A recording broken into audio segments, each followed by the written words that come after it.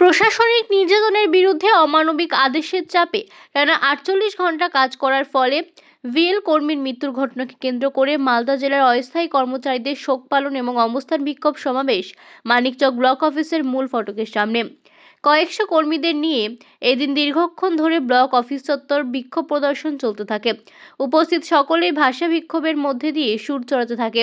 এদিনের এই বিক্ষোভ সমাবেশে উপস্থিত ছিলেন কেন্দ্রীয় কমিটির সাধারণ সম্পাদক সন্দীপ রায়, যুগ্ম সম্পাদক পিনাকি ব্রত, সজ্জন পল্টু মিশ্র, সুবীর রায় সহ অন্যান্য জেলা এবং ব্লক নেতৃত্বরা।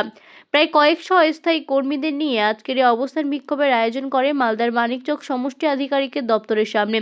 সংগঠনের মূল দাবি, মৃত যদু মণ্ডলের পরিবারের একজন সরকারি চাকরি এবং আর্থিক ক্ষতিপূরণ দিতে হবে, সঙ্গে প্রশাসনিক আদেশের চাপে যে মৃত্যুর ঘটনা ঘটেছে যাতে দোষীদের উপযুক্ত শাস্তি দিতে হবে। নেতৃত্বের তরফে জানান যে উপযুক্ত উত্তর না পেলে আগামী দিনে আরও বৃহত্তর আন্দোলনের হুঁশিয়ারি দেন।